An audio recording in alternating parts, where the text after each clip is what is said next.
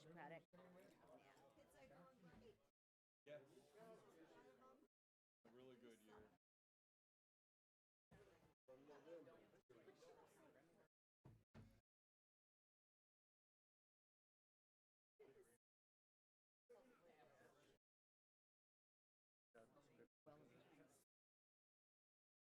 I emailed them and said, and then did you see my other email where I said, in job description, council adopted this, and Brandon said, Yeah, he might be in his office. There's a little piece in order. He might be in there sometime. He was in the office yeah, and but Brandon we adopted a whole job description. Yeah. So the lawyer's looking for him too. His light was on because I went to check my mail. So He was back there then. Oh, yes, well, that's what he There he is. promised me, that it is the same. Did Right out the other and door. get the copy of the job description, the good one? Anybody? that's pretty funny. I think it's funny anyways. Okay, Whether you were gonna be here or not, okay. Hey, we found him. you were gonna sit. There. Brandon assured me it was the same one that Mary Council had passed way back when, but no. Okay. You tell John about the Interesting.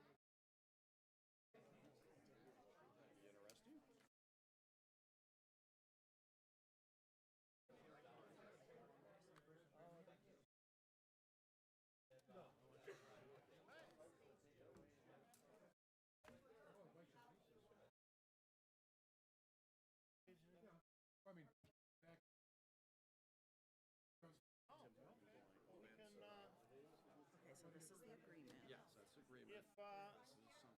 ladies and gentlemen, if you get your assistance here, we need to have a photograph taken with Iona. If Yes. That's.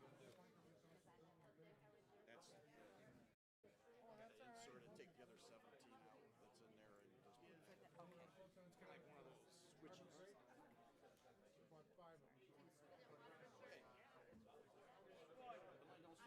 Block my door.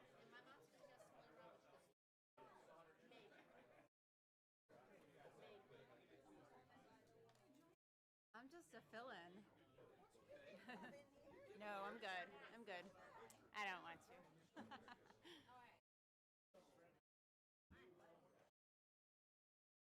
I can photobomb back though.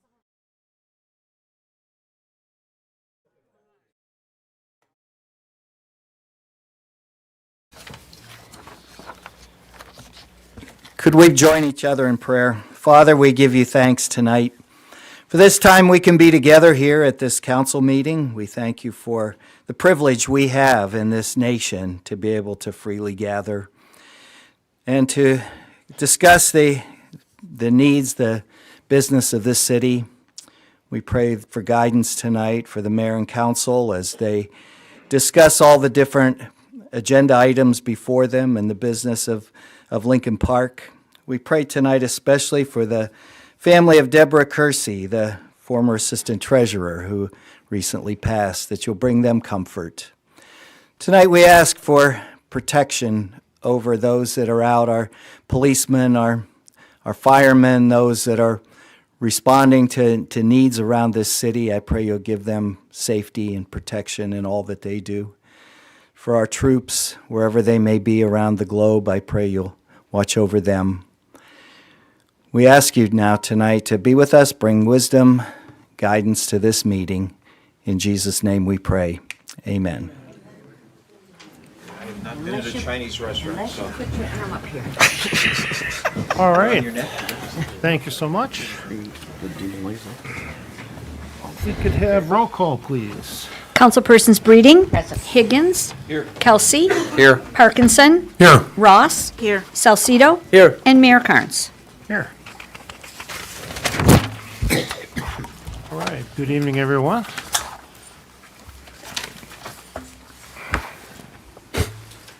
Before I get too far in remarks, I hope that our interim city manager, Mr. John Zeck, is enjoying himself in Florida. He should be there by now, I would hope.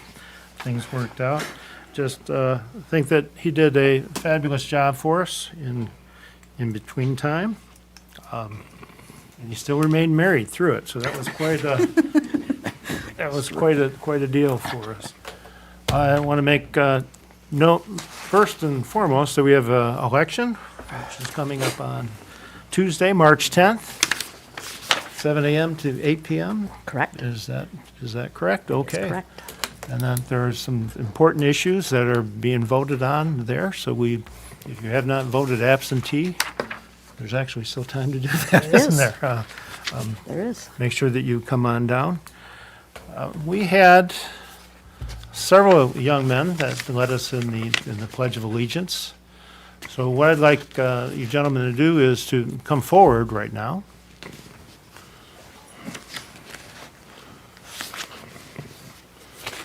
And if you'd come up the step, and then when you get in line, I want you to face the audience because I'm going to read a proclamation. Hopefully I don't mess this up, but whereas the Order of DeMolay is a character-building organization of young men from 12 to 21 years of age, and whereas under the mentorship of adults, these young men are taught to prepare themselves to become better citizens and leaders for tomorrow through the use of a variety of self-directed, real-world applications and activities. Whereas the philosophies of DeMolay are centered on the 7 cardinal virtues of love, reverence, courtesy, comradeship, fidelity, cleanness, and patriotism. Whereas DeMolay helps develop young men of character into good men of all ages by teaching leadership skills, civic awareness, responsibility, and character development. Whereas the organization has carried on the aforementioned goals for 100 years through the programs of athletic competition, social activity, civic service, and charitable projects. Whereas DeMolay International is currently celebrating its centennial celebration and will use the opportunity to advise citizens of many activities and to recognize the millions of active and senior DeMolay members throughout the world. Whereas locally, the DeMolay chapter of the Order of DeMolay will observe 2020 as its 75th anniversary. Now, therefore, I, Mayor Thomas E. Carnes, and the Lincoln Park City Council, by authority vested in us, do hereby proclaim the month of March 2020 as DeMolay Month in Lincoln Park and urge all citizens to join me in saluting the young men of the Order of DeMolay and expressing appreciation for the fine example set by them in contributing to the welfare of our community.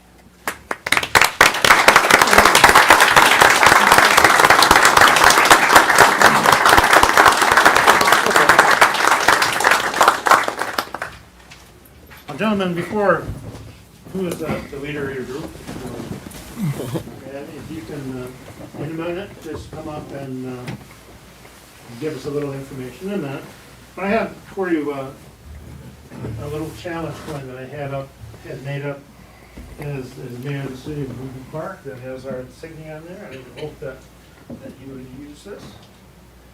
And I know that each of the council people would like to shake your hands and congratulate you. So if you could.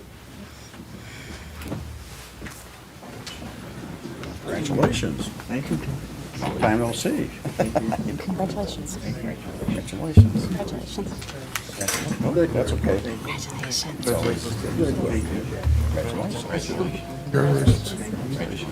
I know the part of Wayne County. Mayor, could we have the dads that help the mentors come up, shake from the lodge?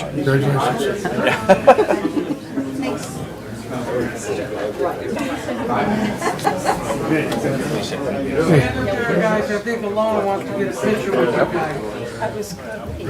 Very good. County Commissioner Alana. Which one's yours, Dennis? No. Second one on the end. Well, the one could be here tonight. Yep. Larry's been here the whole 75 years. Yep. At least 74. Nice picture. Oh, she's getting a picture. Okay. Close. Get a nice picture of him. For kids. At least get clean the top.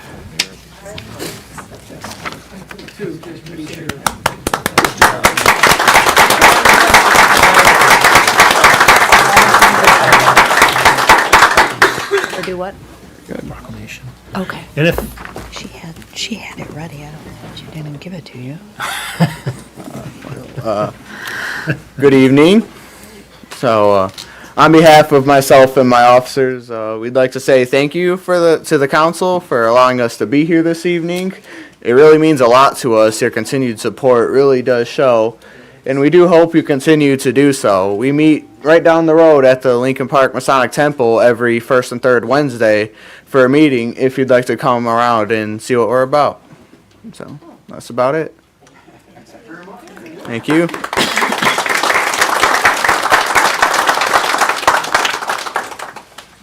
this point, I'm going to ask Fire Chief Steve Martin to come forward to make a couple of announcemements,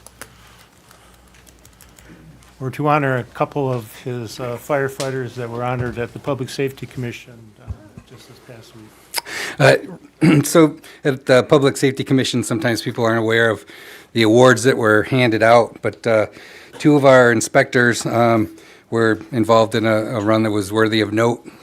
We received a complaint from our rescue crew that responded to a facility that was in charge of taking care of some elderly patients, and there were some complaints that maybe they weren't being taken care of quite properly, and there were numerous violations. So our inspectors responded over there, found that indeed that was the case. The facility was found to have severe violations, and the elderly patients were not being properly cared for. So we made sure that we got them the proper care that they needed, and the violations were cited, and we closed that facility down. So without further ado, I'd like to bring up Lieutenant Inspector Bob Wright and Sergeant Jason Miley.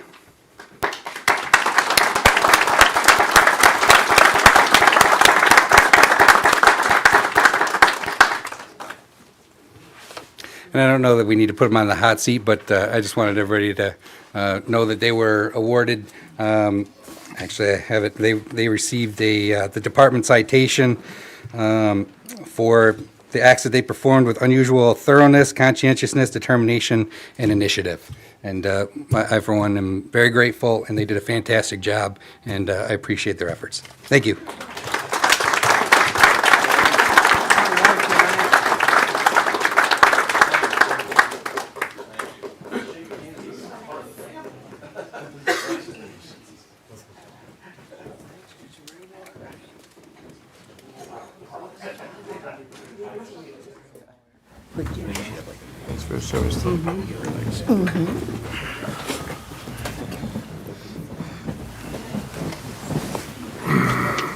And far from the chief to mention it, but he also went above and beyond at that function, did a great job there. He's busy with the newspaper person, so I understand. And now we also have Chief Ray Waters, who has some of his officers that he would like to have honor. At the past public safety meeting, we had 8 awards, which were life-saving awards that were all handed out. We wanted to bring these officers up tonight just to be recognized because obviously they saved someone's life. It's a pretty important, it's a pretty big deal. So tonight we have, these officers all brought somebody back with Narcan. So they were overdosing, they brought them back, and they saved their life. So we have Officer Willis, Officer Mandernack, who, by the way, 2 awards at the last meeting for the same thing. Officer Grebe, Officer Kowalski, and Officer Vianette.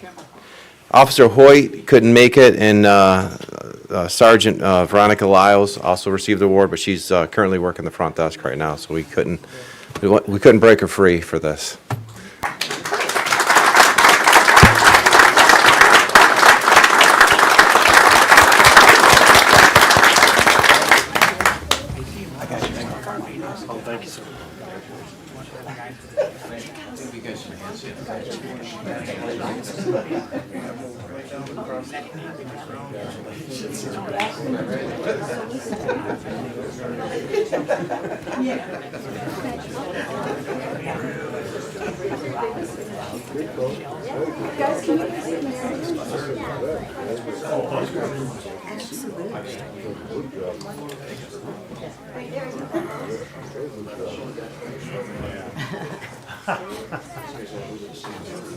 Great rest.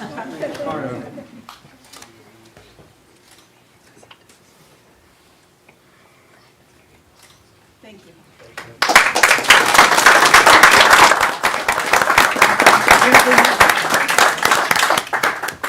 That is very nice. All right. Since we're talking about police and fire, I was at the Lincoln Park Police Officers and Firefighters Pension Meeting, also with Councilman Kelsey, in which we received the actuarial value reports from Gabriel Roeder Smith and Company for the year of 2019. The funding ratio is now at 32.7%. Now that may seem to be underfunded to you, but and it is according to the state's guidelines. But this has been since the emergency managers been here, and then through Mr. Kopler, and then carrying on. There's been a plan in effect to raise it up to the point where it's going to be 100% or fully funded. And as it is now, it is on schedule to reach that point in 2036 rather, which is a long way back from the 2000 and I think in 2015 when it reached the low of 23% on there. So it is in good position, it is climbing, and again, if things remain consistent over the next 15, 16 years, we're looking at it being 100% fully funded, which would be a fabulous thing. Bless you. Thank you. We have reached the time of a year ending in 0, and that means that we have the census coming up. And the census is going to be very active starting very soon. As I say, in March 12th to 20, invitation to respond will be going out to some households. In mid-March, a reminder letter if they haven't responded, and then a postcard, and then online registration opens on March 12th. Obviously, the online registration would be the best way to go, which is what I would think anyhow. So we are going to be reaching out to you because it is extremely important to get the numbers right. I just want to highlight a couple things here. The census counts every person living in the U.S. only once and in the right place. And every 10 years, the results of the census are used to reapportion the House of Representatives, determining how many seats each state gets. The United States Constitution requires it every 10 years, and it covers the entire country and everyone living here, and it's been done since 1790. It's also about redistricting. After each sentence, state officials use the results to redraw the boundaries of their congressional and state legislative districts, adapting to population shifts. Federal law protects your census responses. Your answers can only be used to produce statistics. By law, we cannot share your information with immigration enforcement agencies, law enforcement agencies, or allow it to be used to determine your eligibility for government benefits. It also means determines how much more than $675 billion are spent supporting your state, county, and community vital programs. Each year, Michigan gets about $29 billion in federal funding based on this information. Your participation in the 2020 census will help Michigan get its full share for schools, health care, police, fire, and much more. And that's can't really go on more how important this is to get our numbers chosen, our numbers picked, so that we can get the resources that we need to provide back to you. So if you need somebody, or if you know of somebody that you think isn't being counted, or if there's somebody that's going to need help with the forms, we're going to be out there to provide this information and this help to you. All right. The Historical Museum on Wednesday, March 4th, which you know that's the only date that is in order, March 4th. Never mind. And it has movies from the past. So at 7 p.m., the doors open at 6:30 p.m. at the Historical Museum. They have a special hour-long program of historic silent films, a cartoon, a 41 newsreel, and the rise and fall of the Tin Lizzie. And free admission and popcorn is available. Now, I had the fire chief, he had to sneak out. Oh, no, there he is. Chief, come on up just for a second. I want to touch on something that has, that the governor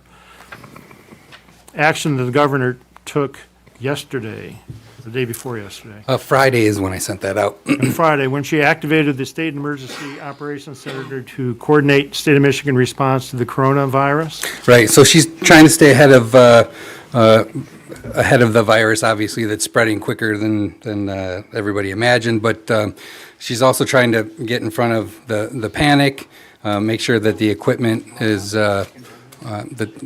she acquires make sure everybody has the equipment that they need. If this does come to the state, which more than likely the way it's moving, I wouldn't be surprised if it did.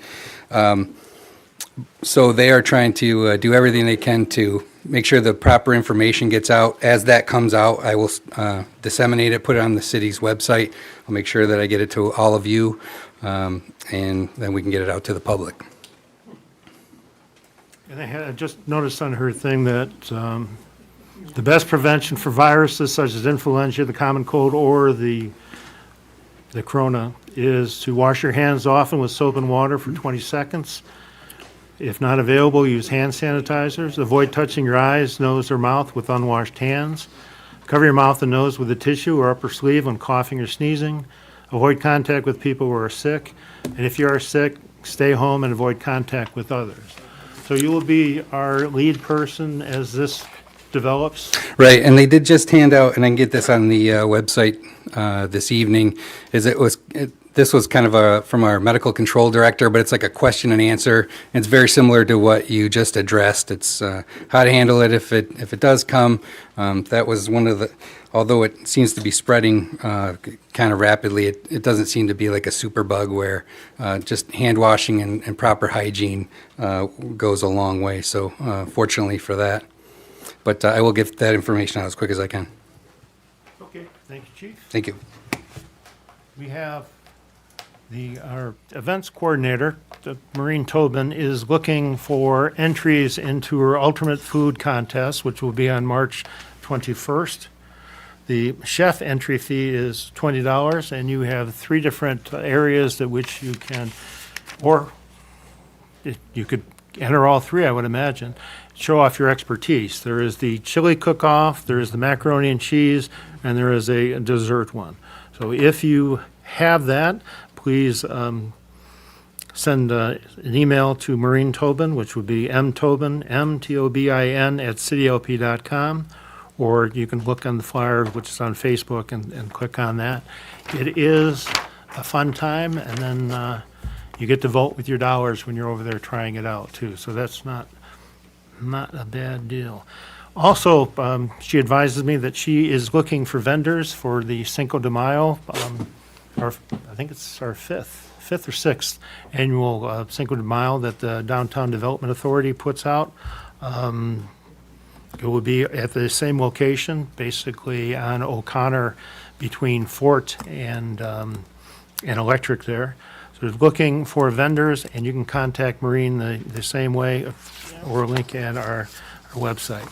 And lastly, as I was coming in today, we had a member of the VFW hand me a proposed crosswalk that he would like to see initiated, basically from the roller rink to the American Legion, cutting across the parking area. I don't know if that is something that is going to be feasible for us to do, but I can think also that at some point, maybe in miscellaneous, that we can refer this to the police chief for, to do a traffic study, or should this go to the clerk first? And Not a petition, Yeah, so it can just go by resolution. And then we could get that checked out. So it'll be under the last thing under miscellaneous. And we'll see if it's feasible. Your Honor, also there are some signs that are pointed out on here that were just taken down or destroyed, and if we could have them looked at too. It has to do, John, with the entrances into the median parking. That's the one-way entrances, and primarily closer to Lafayette, where they say the signs have been taken down. So if you could have somebody check on that, that would work out. And with that, we will, I can find the,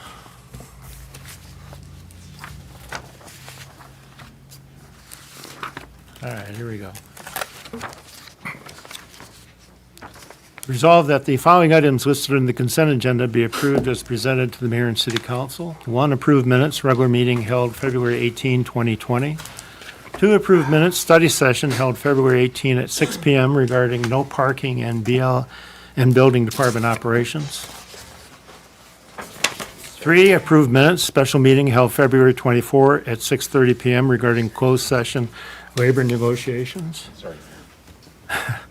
4, charitable solicitation on Knights of Columbus Tootsie Roll Drive. So moved. Support. Discussion. Clerk, call the roll.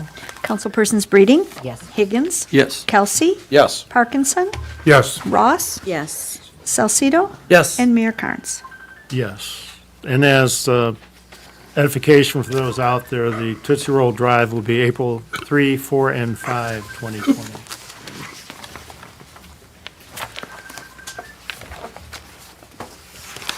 We got robocalling going on?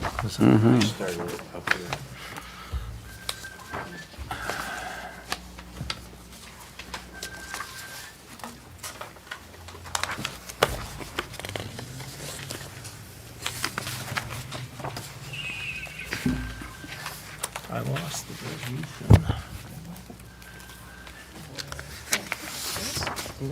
There is no resolution for this. Never sent one.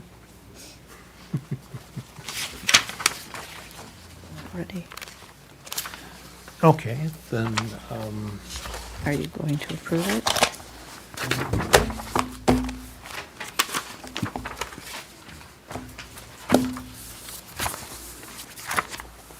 all right, then here we go. The resolve that the mayor and city council approve the employment agreement by and between the city of Lincoln Park and the city manager, James Grazan, and be it further resolved that the mayor and city clerk are authorized to execute said employment agreement on behalf of the city of Lincoln Park.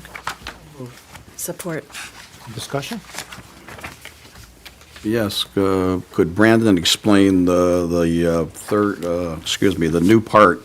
It's underneath, through the chair, I apologize.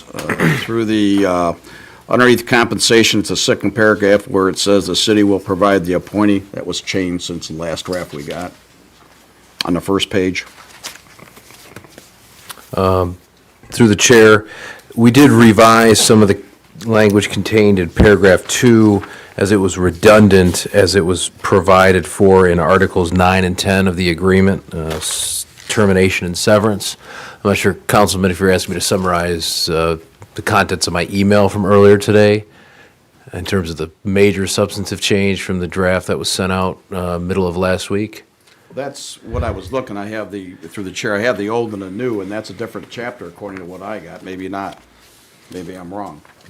Yeah, so there were a number of language-based revisions which also included Section 2, which pulled out some language that was redundant as it was provided for later in the agreement, providing for clarification of the status of the appointee, the at-will status, and the termination rights of both the manager candidate as well as the city council. as I summarized to the city council after our last discussion on the topic of the agreement, to clarify eligibility for severance pay, should the city council elect to not renew the terms of the agreement, we provided for a mechanism by which the parties would go about dealing with the expiring contract. So both the city council and the appointee would be on notice. Should that occur, should the agreement expire without extension, severance would not be owed, subject to the language contained in the agreement. I guess, is there any other changes? You said there was a couple changes. Is that the only one, or? We removed that third paragraph from section 2. Pension, health insurance, life insurance all remained the same. Vacation, personal sick, cell phone remained the same. Working hours, minor language revisions, but nothing substantively changed. Bereavement. Bereavement was added back into the agreement, which had been omitted from the draft inadvertently, that he would be eligible for bereavement leave, subject to the other administrative appointees. And I don't recall, outside of those structural changes regarding notice requirements and the change that I just discussed, that there were any changes from the draft that was sent on Wednesday of last week. Also, at the request of the council president, I believe, actually it was I who circulated the job description earlier today, which was approved by city council in 2011. And I think Ms. Griggs made sure that that was attached to the hard copies that were provided to you this evening. Okay, further discussion? I'm sorry. Go ahead. No, go ahead. No, just clarification where the bereavement information is. Give me just a moment. There's a few different versions.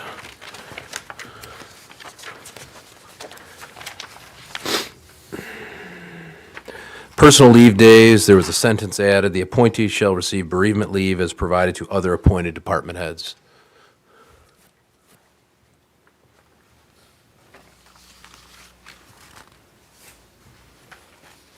Under personal leave days? Yes, so that would be on the second page of the agreement under subheading 3, subheading personal leave days. Okay, last sentence. See it. Okay, thank you. You're welcome.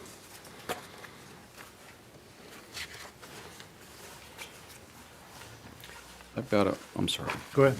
I've got a question for you, and maybe it's my fault, but this is the first time I've actually looked at the city manager job description that I'm aware of, and the reason I'm questioning that, it says the number 12, and that's not to do with you, but we've always been told at the council here that the HR person, the director, is actually the city manager.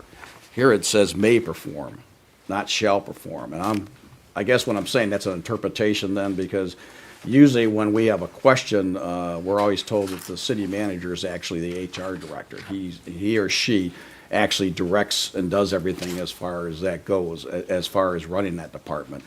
And here I see where it may perform. I guess I'm trying to, you're a lawyer better than I am, but there's a word thing that goes back and forth, shall and may and does and doesn't. And I guess that's not for you maybe, but I got a question about that because the city manager who came in seemed to interpret it that he was actually running the HR department. He was the director. If we had a question, he would come before us. And maybe that's not for this discussion, maybe it's a different discussion. I guess I'll respond and say that the previous city manager had a slightly different arrangement because the initial appointment came under the powers of Public Act 436 of 2012. So as those orders dissipated, certain power was transferred to other departments and to the city council.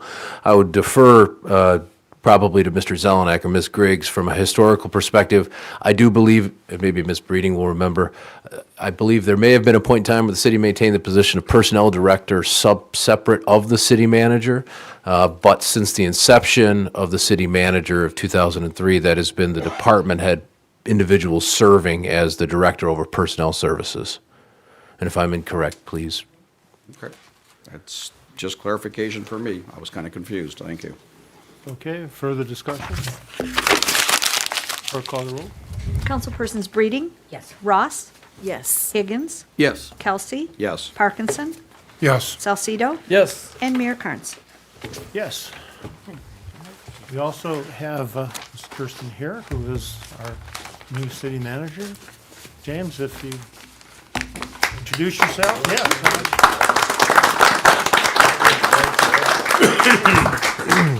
Yes, good evening, Mayor and Council. Thank you again for providing your confidence in me for this, for providing this opportunity. I really look forward to serving the council, serving the city of Lincoln Park, working together with all of you, all the excellent staff, seeing the fire and police up here receiving their awards. You've got an excellent staff, and I'm excited to work with everybody to really move the city forward. So with that, if you have any questions for me, I'm always available. We're looking, I think March you have to give 23rd. notice, you have to give notice to Royal Oak. Yes. And you were saying, probably around the 23rd. anticipate starting on the 23rd? Yes. Okay. Provided there's no reason not to.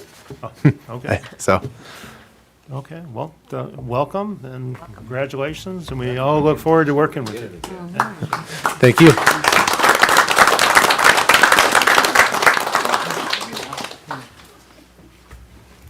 All right, so we're on my ad.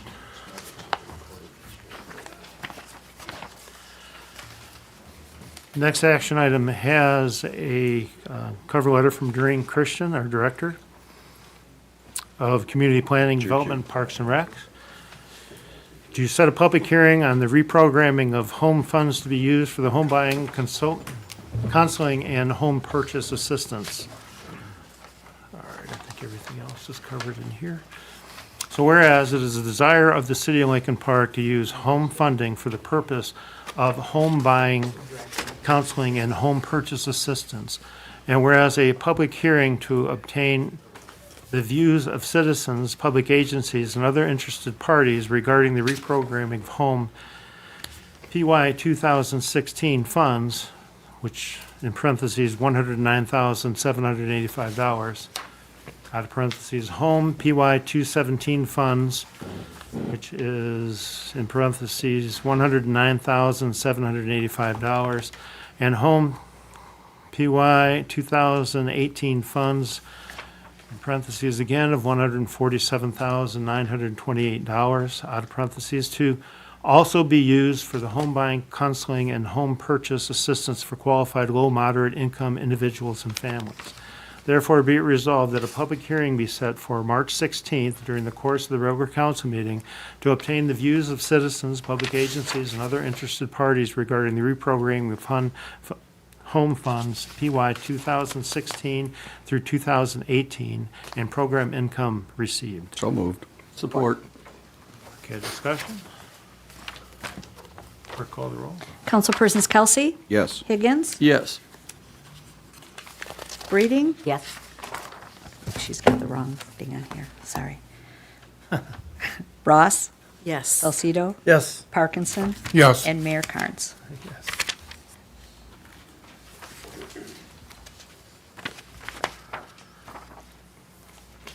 Okay.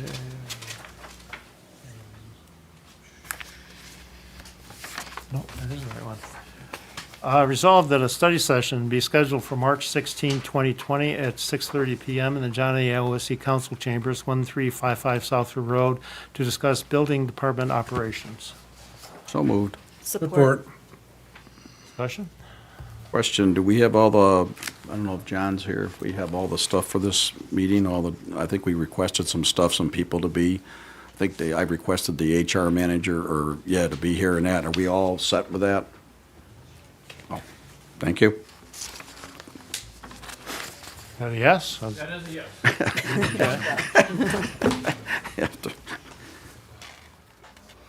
Further discussion? Clerk, call the roll. Councilpersons Kelsey, Yes. Ross, Yes. Breeding. Yes. Higgins. Yes. Parkinson, Yes. Salcido. Yes. And Mayor Carnes. Yes.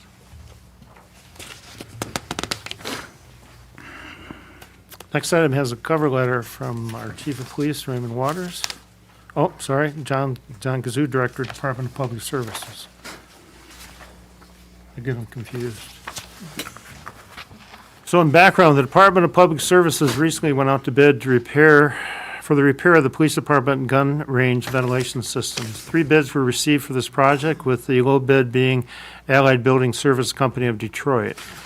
The police department also inquired about renting a gun range at a neighborhood police department or privately owned gun range. The cost for renting the Wyandotte Police Department range would be approximately $7,200 per year. And the Lincoln Park Police Department would have to work within the hours that the Wyandotte Police Department would offer.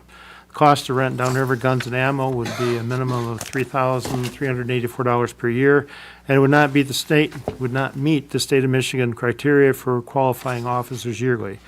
With the cost to make the repair and the cost of renting a neighborhood department gun range being only $1,985 difference, it would be more fiscally responsible to make the repair in order for the Lincoln Park Police Department to utilize their own gun range when needed.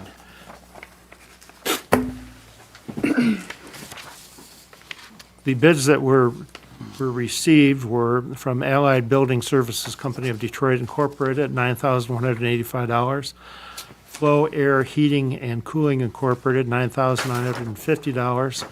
Temperature Services Incorporated, $15,248.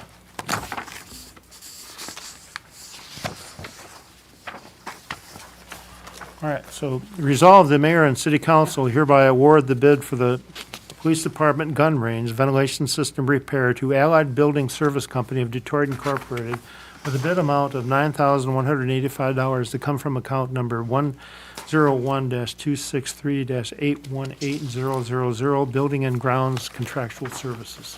So moved. Support. Discussion? Your Honor,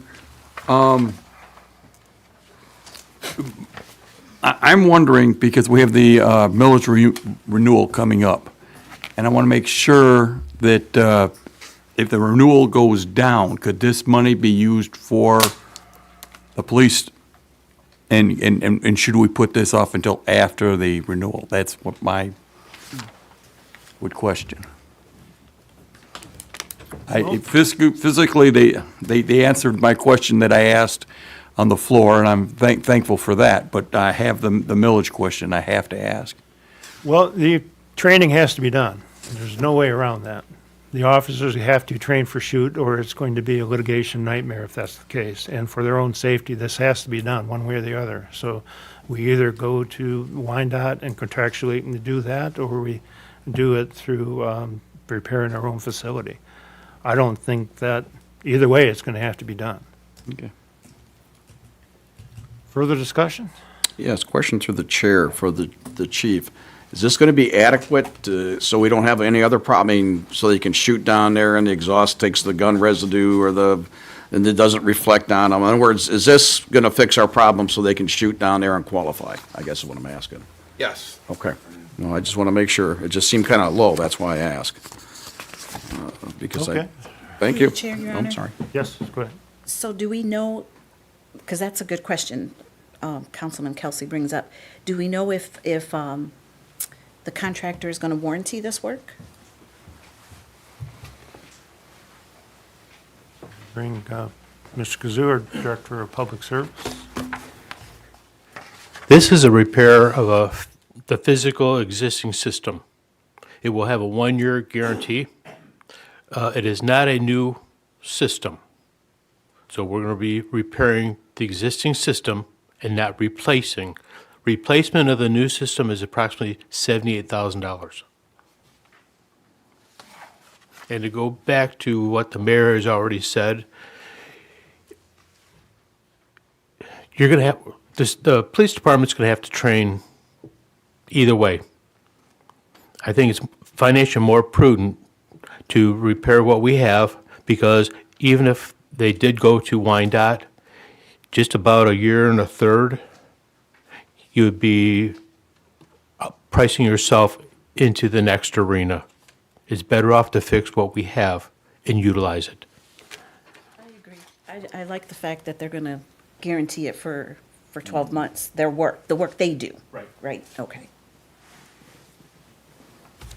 Okay, further discussion?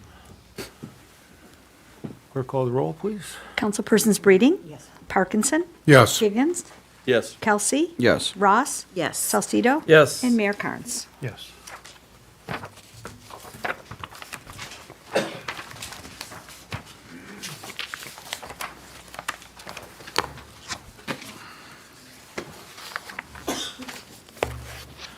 Next action item, whereas the City of Lincoln Park has been recognized as Tree City USA by the National Arbor Day Foundation and desires to continue to be recognized as such.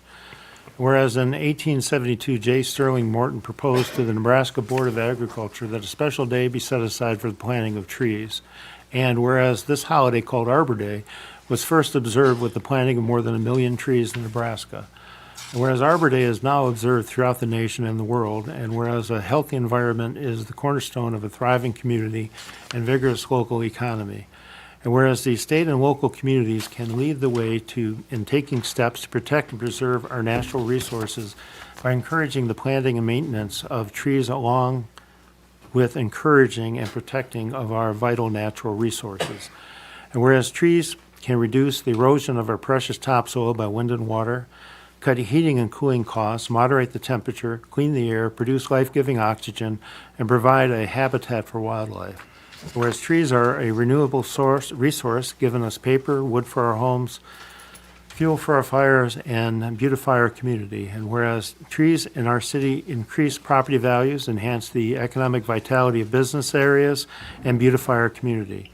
Now therefore be it resolved that the Lincoln Park Mayor and Council do hereby proclaim April 24, 2020 as Arbor Day in the city of Lincoln Park and urge all citizens to celebrate Arbor Day and to support efforts to protect our trees and woodlands. And, just and.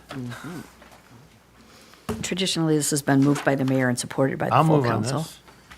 I'll support it. And the By you? full council supports? Yep. Yes. Yep. Okay. I understand that this is the 75th? I believe that's what she said, 75th anniversary. Should we remove that and? Yes. And Yeah, we got to get put a rid of period the there. and. Good Get rid of the. All right, further discussion? Just one question, Your Honor. Is there something planned on this day in Lincoln Park? Because that's why we're Yeah, doing this. we're gonna plan something. Thank you. Thank you very much. We have applied for a grant for some trees and see what becomes available. And we'll do a planning when we find out when those are, but waiting to see when and if we get approved for the trees before that. Otherwise, I think that we'll schedule something, but we still have 6 weeks in order to get it done. All right, the reason why I ask, I know we've done trees in a couple of parks already, but then after reading that several times, we do have trees that block buildings in downtown area that we can't get moved. We have leaves that clog the sewer system, and and that, so after just reading, I was just wondering if there was something planned. So I have no further questions. All right, further discussion? Clerk, call the roll. Mayor Carnes? Yes. Councilpersons Breeding? Yes. Higgins? Yes. Kelsey? Yes. Parkinson? Yes. Ross? Yes. And Salcido. Yes. This next item has been moved by Councilman Kelsey and supported by Councilman Higgins. Whereas the mayor and city council are the legislative body of the city of Lincoln Park, and whereas the mayor and city council approve all collective bargaining contracts, individual employment contracts, and other contracts under their authority, and whereas the budget is under the control of the mayor and city council. Now therefore be it resolved that mayor and city council shall be aware and informed of any employment contracts, including but not limited to collective bargaining agreements or individual contracts with the city of Lincoln Park. And it's already been moved, so we'll go to discussion. Then hearing none, clerk call the roll. Councilpersons Kelsey? Yes. Higgins? Yes. Breeding? Yes. Parkinson? Yes. Ross? Yes. Salcido? Yes. And Mayor Carnes. Yes, but we already have that authority, but it is what it is. Next item has a cover letter from our chief of police. Is requesting permission for Officer Stephen Grebe to attend the Police Training System Ground Control Edged Weapon Instructor School being held at Oakland Police Academy in Auburn Hills.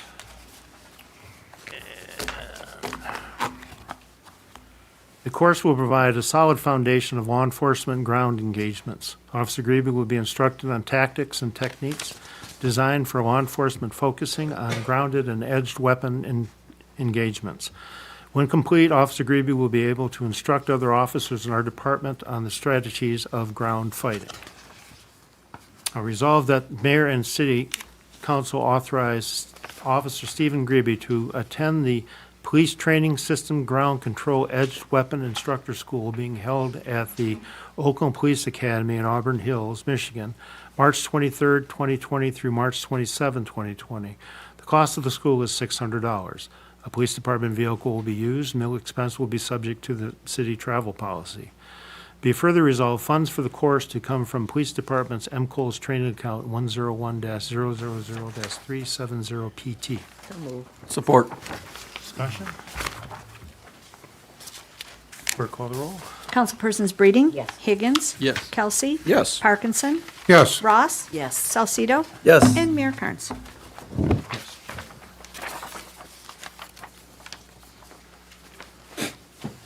Oh, yeah, forgot about that one. I got a couple of them.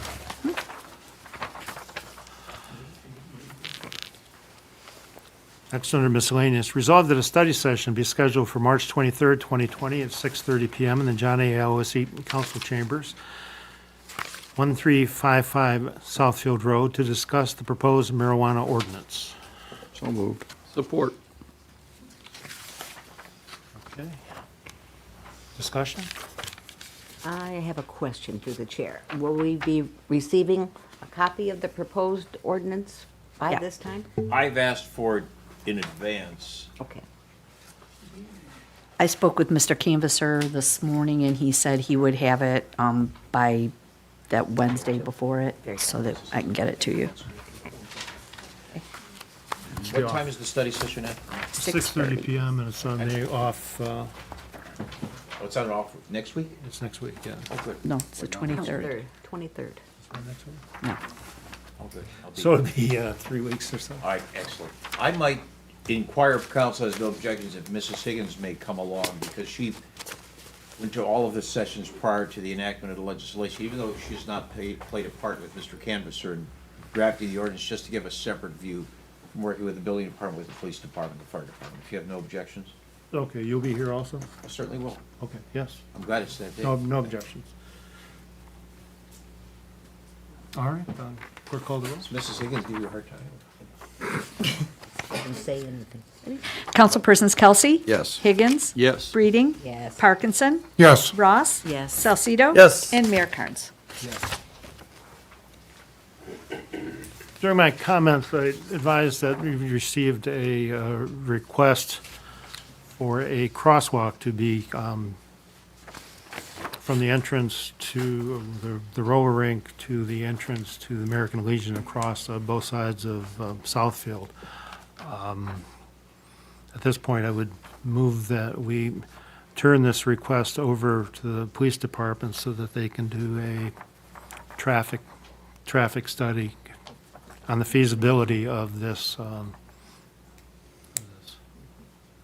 I'll support that.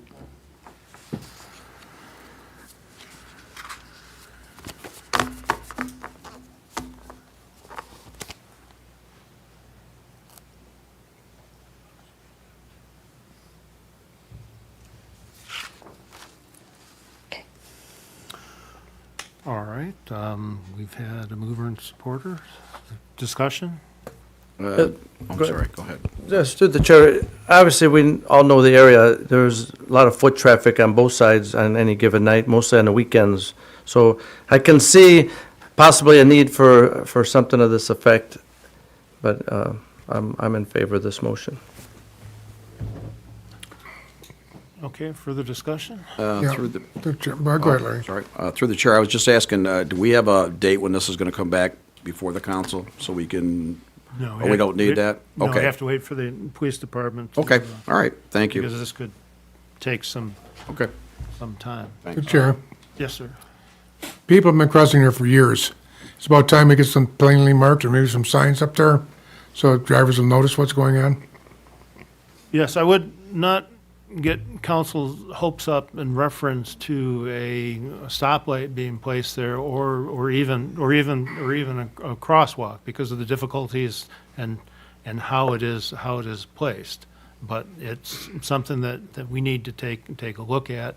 It's been requested and such. I don't see it personally very likely, my experience on the department for that, whereas I don't see the county putting in traffic signals there and putting the lights on. But, you know, I've been wrong before. That's why we're doing the study. Discussion? Through the chair. I understand what you're saying about the crosswalk, and lights probably won't go there, but maybe they can come up with other suggestions, because who is using that is our senior citizens and our youth. And, you know, both have problems crossing the street. So maybe they can come up with another solution or something else to, you know. Through the chair. Yes, ma'am. You're not going to have it in the office anymore, Carrie, but there was a study that was done back in the 70s when I was a meter maid, because we had received a request for the same, the same situation or whatever, and council had, after the police department did their investigation, had denied the request or whatever. So, but I don't think you could go back through the petition, the old petition file. You might find something, but I'll look for it. Okay. Further discussion? Clerk call the roll. Mayor Carnes? Yes. Councilpersons Higgins? Yes. Breeding? Yes. Kelsey? Yes. Parkinson? Yes. Ross? Yes. And Salcido? Yes. We'll forward this to the chief with the resolution. That seems like part of this is missing here, but that's. It's very short. Next item, resolved that the accounts and claims payable for those items greater than $25,000 be approved as follows. City of Trenton, software upgrades relating to SMIA or SMIA, $30,375.80. District Court, March 2020 monthly payment, $49,255.17. DTE Energy, January 2020 gas and electric, $60,088.94. So moved. Support. Discussion? Your Honor. Sorry. Yes, ma'am. Could you just, if someone could please tell us what SMIA stands for? SMIA, it's Ray, you may need to assist with this, Southern Information Alliance. Yep, so basically, it's the IT for the communities that are part of it, the police departments, yep. Thank you. Okay, further discussion? Clerk call the roll. Councilpersons Kelsey? Yes. Breeding? Higgins? Yes. Parkinson? Yes. Ross? Yes. Salcido? Yes. And Mayor Carnes? Yes. Okay. We've reached the time for city manager's report. Sorry, I got a question through the chair before we start. I got this copy of, are we supposed to be doing something with this, or it was just information? Okay, through the chair, I was just wondering if they're asking us to support this, or just information, we just throw it in a pile? It's just information. Okay, well, that's, okay, sorry, I just seen it and asked what we're gonna do with it. Thank you. Good evening. I only have one item to discuss for the upcoming 2021 budget. We've completed all of the departmental meetings, so I'd like to get a study session scheduled with council. So we are looking at an off Monday of April 13th, if that works for everyone. Probably don't need more than an hour, so I think is usually about how long they've lasted. So this will be the opportunity for the departments to come in and present any changes to their budget and talk about any requests that they have for council, as well as I'll do the budget presentation for the year. But the plan is to have the budget out in the next, by the end of the month, so that you have plenty of time to review it before that study session. So if there's no objections to that date, on the next agenda, I will put a resolution through to schedule the study session for April 13th. Okay. And that's all I have. Through the chair, Your Honor, that's not a holiday for city workers, is it? That's the day after Easter. I know it's a UAW No. holiday. No, Good Friday is for some employees.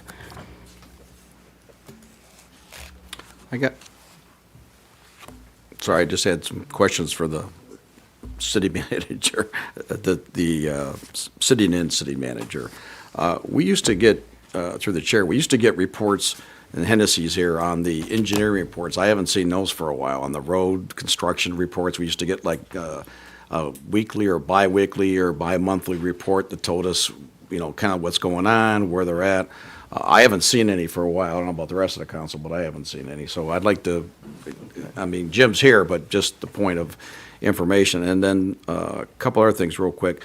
We used to get the commission meeting minutes. I haven't seen those for a while from the commissions that were posted or given us to us in the email. Maybe I'm missing Do they something. come from city management? We had some resolution or some comment we wanted. I think Councilman Higgins asked for it. We were getting in for a little bit and then it stopped again.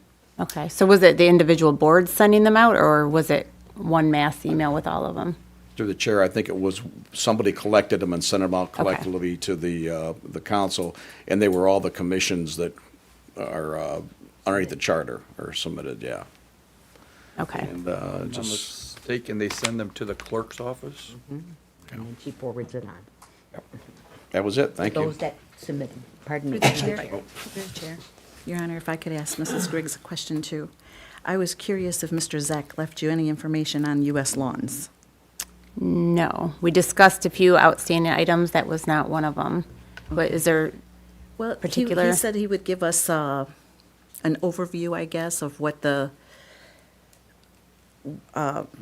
basically about his meetings with U.S. Law and what the understanding is of the agreement. Okay, I can reach out to him. Okay. And see if he left that anywhere. Okay.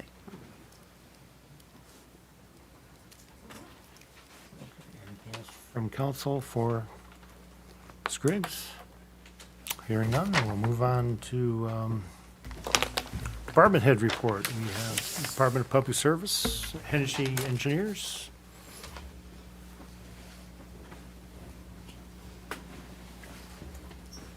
Good evening, Mayor and Council. I'm Jim Hollinsworth from Hennessy Engineers. I did provide an update, hopefully you have that, of all the projects and the status of all the projects in the board packet. No, it's not there. No, we'll get it. I'll make sure they get to them then. Okay, so you will have that. I already did that, and I apologize that you didn't get that. So I'll make sure you have that tomorrow. But I just wanted to kind of highlight some of the work that's been going on from 2019 to 2020, and some of the work coming up in 2020. For the sanitary sewer work, we did finish the SAW grant at the end of 2019. And as part of that grant, we ended up cleaning and televising about 45 miles of sanitary sewer within the city of Lincoln Park. And as part of that, the cleaning and televising, we did come up with a 2020 SRF project plan. And that plan included, and that was what was approved fairly recently, that would be the project plan would consist of about 3 miles of cleaning, televising, and lining sewers, as well as about installing about 56 spot liners within the sewer system. The water main work that was done in 2019 and 2020 was approximately 1.3 miles of new water main, and that included installation of the water main for the I-70, the areas west of I-75. So, and that was about 2,500 feet.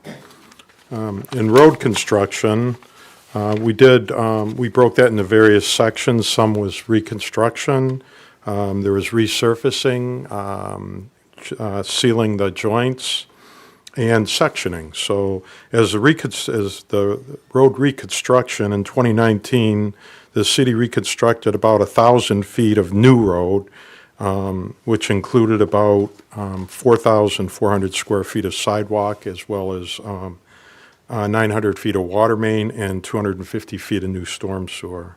In 2020, the city will be doing 6 sections of road, which would be approximately 0.7 miles of new road, and it will include water main as far as on these new road constructions. So in the last year, we've done about 1 mile of complete reconstruction of roads. The resurfacing section of the roads, in 2019, we did nine sections of road totaling approximately 1.8 miles. And in 2020, we are anticipating doing 1.3 miles of new road resurfacing. So that'll be approximately 3 miles of new road resurfacing. Concrete sectioning, in 2019, we did 10 sections of road that were equivalent to about a half a mile of brand-new road. So that was just in the sectioning work.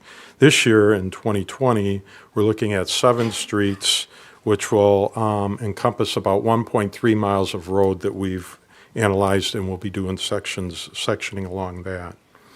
The 2020 CDBG program included 4 intersections as well as 1 gravel road that will be paved. Utility repairs, last year we originally started with 70 repairs. By the time the program completed, we added 61 additional ones, which totaled 131. For joint sealing in 2019, we did approximately 22 miles of good to fair roadway joint sealing. The good thing with that is, what that does is preserves, protects the roadways that are in good condition, and it keeps them that way to keep them from prematurely failing. In 2020, we'll do about the same. The 2020 Federal Aid Committee approved the reconstruction of River Drive from Emmons to Ford Boulevard, which is about 0.4 miles of brand-new road, and that will also include handicap ramps. Some of the 2020 projects coming up in April, Hennessy will be doing the reevaluation of the roads, so that's using the PASER study system, and the evaluation is expected to start in April of 2020.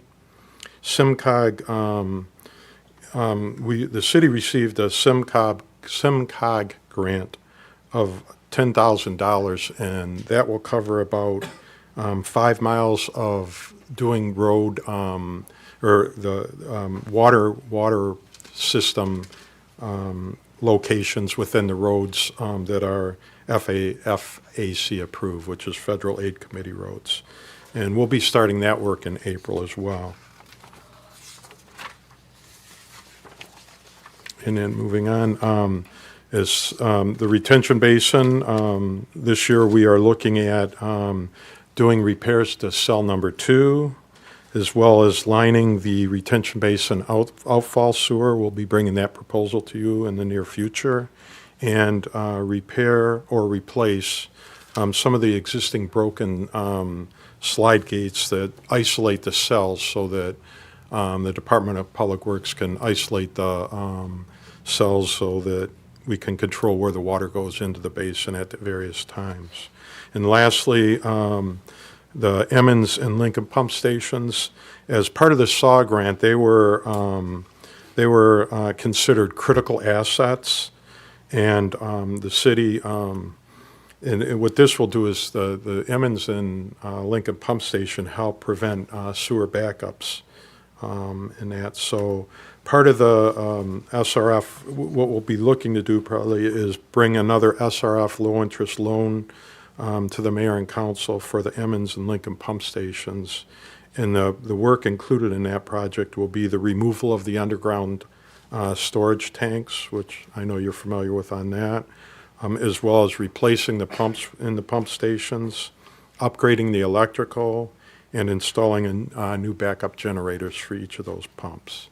And again, I'll make sure you have a copy of the report I prepared, and that lists all the projects we're working on, as well as we have talked with Fishbeck on that. We're looking at that right now as far as the efficient or how much they'll cost.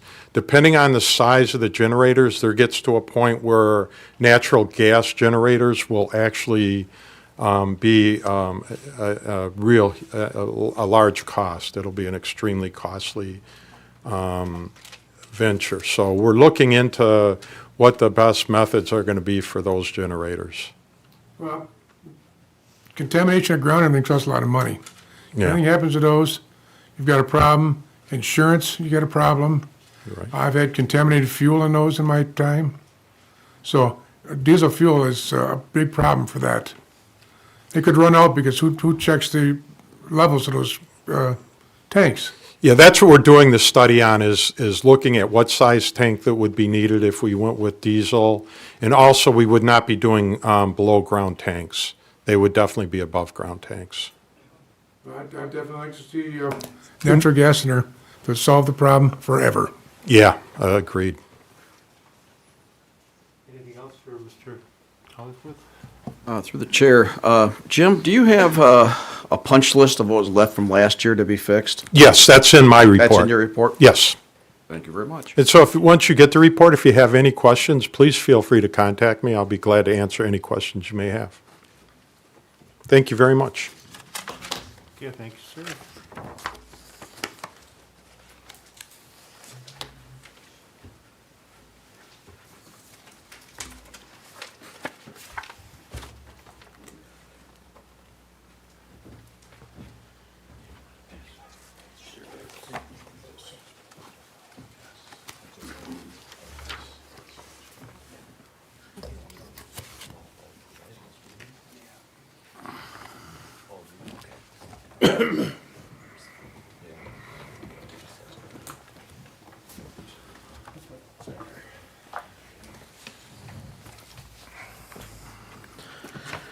Good evening, Mayor and Council. I'm the second half of tonight's presentation.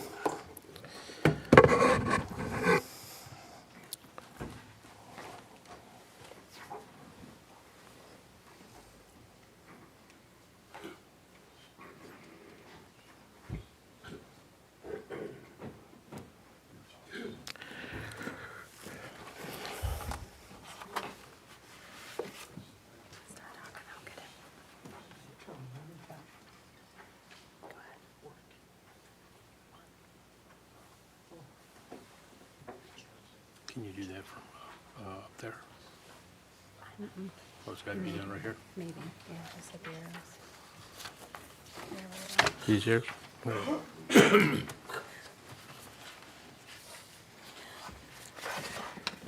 Basically, what I'd like to touch on is something different than what normally I would present before this body. With the 45 miles of televising that has been done through Hennessy Engineering, on the May 1st rain event we had, the city had approximately 44 basements that had backed up. Of those 44, it's my belief that one might have been a city issue. The other ones were not city issues. If you look at the second slide, I don't know if the mayor and council are aware of how a footing system around a basement or a weeping tile system around a basement protects a basement, the basement walls or the basements from external water coming in. But that weeping tile, in this particular case, is called a foundation drain, collects that rainwater or groundwater. Then it does combine and go into the sanitary system of the home. Once it combines with the sanitary system of the home, such as your shower, your toilet, your dishwasher, your wash machine, stuff like that, it goes into the city sanitary system as a conglomerate. And the wetter the system is, the more the city's sanitary system is going to fill. Again, the next item is an additional explanation. During the Lincoln Park's sewer separation, which was in the mid-'80s, gutters and downspouts were eliminated from this system to help remove some of the stormwater out of the system. That was done. was bounded by Southfield, Allen Park, Lincoln Park border, Outer Drive, and Dix. And they televised those sanitary sewers. And shortly, we'll get into some of the findings of what they have found. And then I'll try to draw all of it together for you.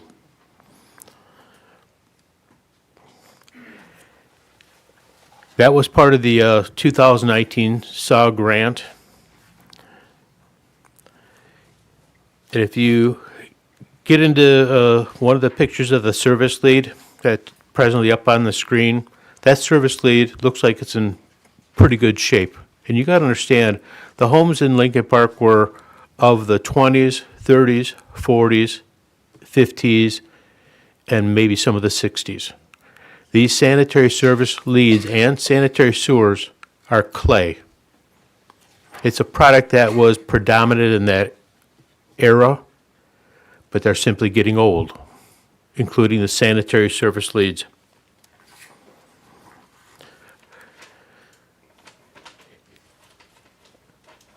When you go into the one of the next slides, here's an example of a service lead that was televised. In this particular picture up on the screen, you can see this sanitary service lead is collapsing. You see where the pipe, part of it is failing and falling in, and up at the very top of this circular pipe, you will see where there's soil that's helping to collapse this sanitary service lead. That's where we're getting wash-in and sinkholes that are developing. Now, with a sanitary service lead like this, it should be a 6-inch sanitary pipe draining into the city's sewer. And the more this pipe collapses, the less volume it can get out from the home. So on a rain event day, if the weeping tile around the basement's perimeter is filling up from the rainwater and or groundwater, and it doesn't have the ability to go through the 6-inch sanitary service lead into the city sewer because it's partially collapsed like you see in the present picture, it's not the more volume that's being collected around the basement wall. If it cannot get out into the city sewer, then it's going backwards into the basement. If you look at the next picture, this one is, I don't know how sewage is getting out. I think the solids are being retained by the tree roots. This particular service lead is infested with tree roots. It's probably a tree that's in the rear yard easement or a private tree. This next one is a service lead that it's shifted. It's separating from the city sewer. Here's another one that's badly shifted. You can see of the 6-inch diameter pipe in the lower right, probably about 30% of that pipe is being utilized, but because of the location of it, the balance of that outfall from the home is going underneath the city's sanitary sewer pipe. And at about 11 o'clock position, you can see the soil that's falling down in. Again, this is water that's not got the ability to be transported from the home to the city sanitary sewer. The next picture is one where it is totally collapsed and just full of dirt, or in this case, clay. Here's another one that is fallen into, let's maybe say, the 7 o'clock position. Up there at maybe 1 o'clock or 2 o'clock, you've got soil that's helped collapse this sanitary service lead. And again, this home is not getting the full characteristics of that 6-inch pipe getting out of their home. The next picture is the same thing. What we have found is our sanitary service leads are in pretty rough shape. There is a program through Doreen Christian's program department where she has forgivable loans if homeowners qualify to have these things corrected. But you have to apply through her office, and you have to qualify for that. Now, these service leads are the homeowner's responsibility. And it's at the point where we're going to start to televise these and put this information in writing to the homeowners so that they can start to get this stuff corrected, because most people don't know that this is happening, because these connections are 9, 10, 15, 20 feet deep. They do recommend that you have your sanitary service lead cleaned out approximately every 5 years. I doubt very many people do.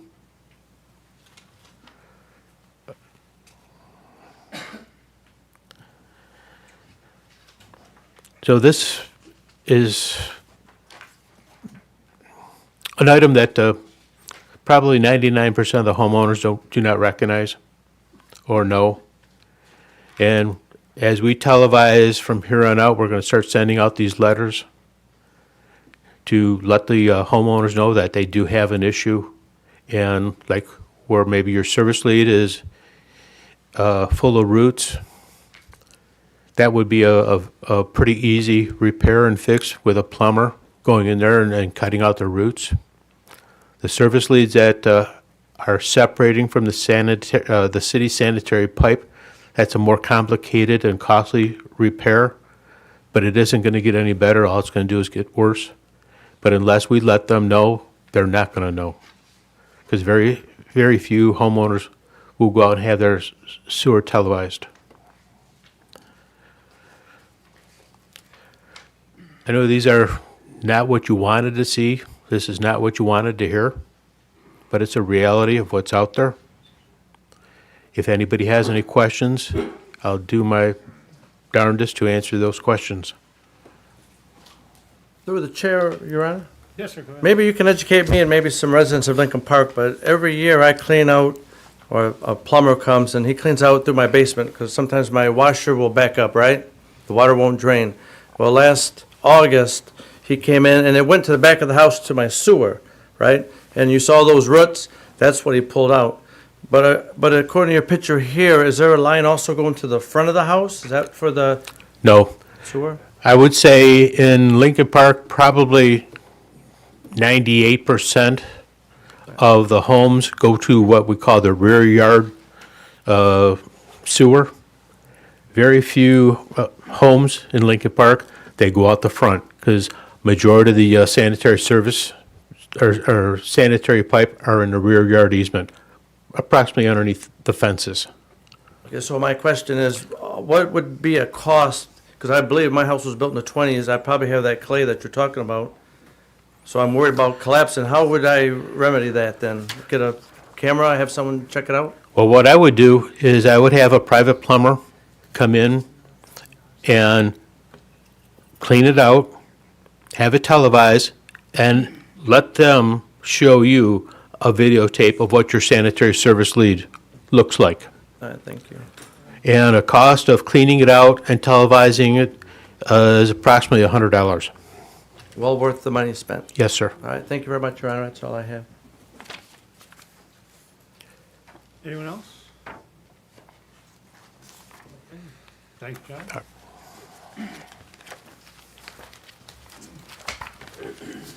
Please, I'm sorry, I do not know how to turn off your computer. Shut up. Switch this over. Just close it. Somebody get a fire. All right, then we'll move on to citizen communications now.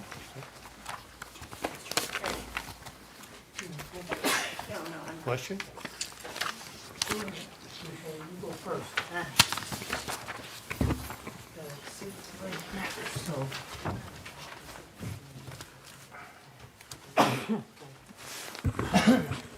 My name is Duchesne, and I live in Lincoln Park. President Truman, in 1948, made a speech in which he referred to the Congress as the Know-Nothing, Do-Nothing Congress. It was the 80th Congress. The Congress was controlled by the Republicans. Maybe some old-timers remember Truman or a history buff. Well, I am both of them. Reminds me of Lansing and our roads. A month ago, a citizen suggested a 10-cent gas tax, now and a penny a month hereafter. The council was given the idea to take it to our state representative Clementi to introduce a bill in Lansing. I haven't heard anything about our roads in Lansing. Maybe we have a do-nothing Lansing. I hope not. I hope our council takes some action. We need to get our darn roads fixed. Now that cow road virus has been brought up at this council meeting tonight, I think that gives me the right to talk about it. Only I have some good news, I think. Today I got on the internet and I found out that the corona patients in China are being treated by high-dose vitamin C. That's intravenous vitamin C. And it's done at the hospital of the Wuhan University. And that hospital is close to ground zero where the coronavirus started. There's 3 or 4 different places on the internet you can get this information. Now, you won't get it in any newscasts or in the newspapers because the big pharmaceutical companies can't patent vitamin C, and they're waiting maybe a year for they can come out with a vaccine where they can clean up on the dough. Now, when George Bush was sick there in the hospital, on TV they said he had blood poisoning. It took an article in the Free Press that said he had sepsis. They just hate to mention stuff like that in the news. Now, we all heard about fake news. Well, I think one thing worse than fake news is no news at all. Thank you.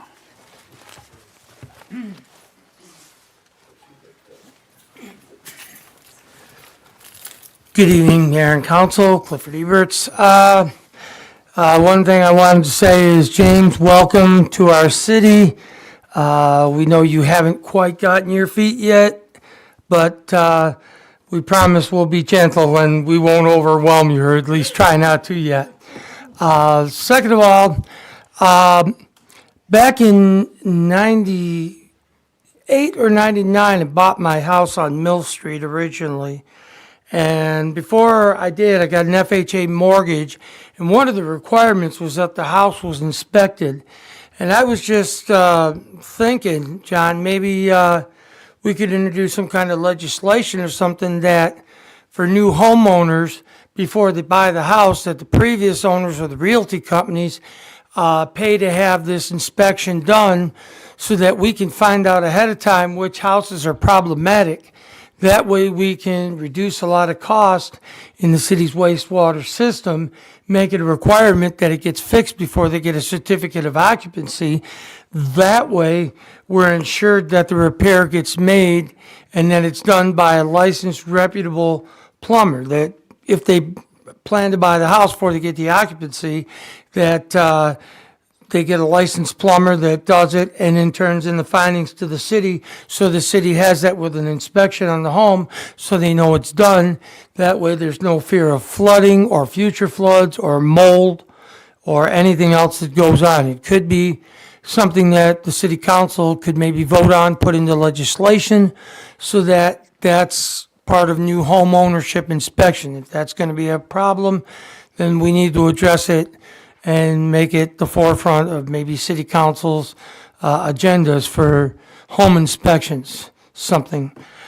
Second of all, the last council meeting, or a couple council meetings ago, we talked about raises and stuff. And of course, as many of you read the newspaper, the News Herald, like I do, you always turn to the crime blotter to see what's happening. And I looked in the paper today, and a friend of mine, Jim Kashuba, reported about a man in Taylor who was shot by a man from Groseal Township, and police were called out, and that, which got me to think that, you know, my buddy Sean Nicholas was up here, head of the police officers union. He mentioned a couple weeks ago about officers leaving the city, and I think we really need to talk about making sure that our police officers have the amount of money that they deserve for what they do. You know, it's more than just thanking the police and thanking the firemen. It's realizing that, you know, when we wake up every morning, we think it's just another job they do protecting us.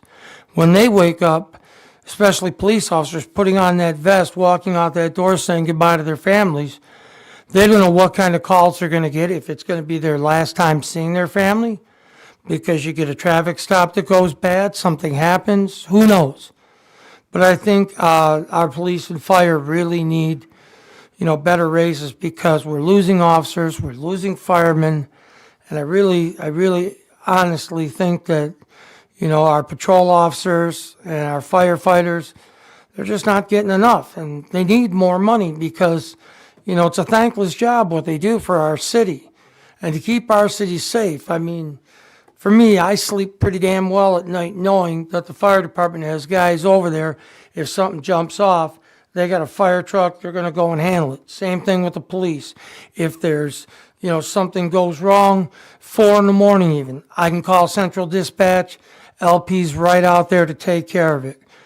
Chief Waters and the guys, they do a bang-up job. Steve Martin and the guys do a bang-up job. I can't thank them enough for everything they do. And, if there was a millage, anything to bring them more money, I'd be the first one to stand in line and vote yes on it, because we need police and fire. We need to protect their pensions, we need to protect their jobs, and we need to give them the things they need, because it's a sacrifice of love that they do for the city. They don't have to, but they do it. And I'm god-awful thankful for them. And I hope everyone else is too, and is conscious of that and raises that awareness for that need. Thank you.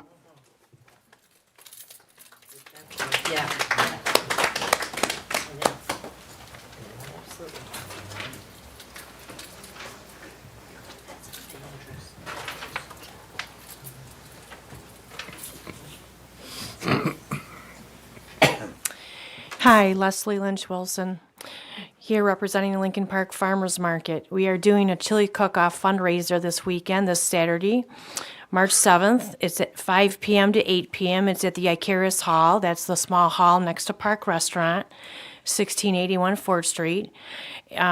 We have about 10 different people bringing chili. If you'd like to bring chili, enter your chili. It's only $5 to enter. First prize is $50, second prize is $30, and third prize is $20. And to sample is just $1 a sample, or $8 for all. And come and vote and see who has the best tasting chili. Hope to see you there. And it's a fundraiser for Lincoln Park Farmers Market. Thank you. Leslie? What time is it? I'm sorry, it's 5 p.m. to 8 p.m. Thank you for asking me that.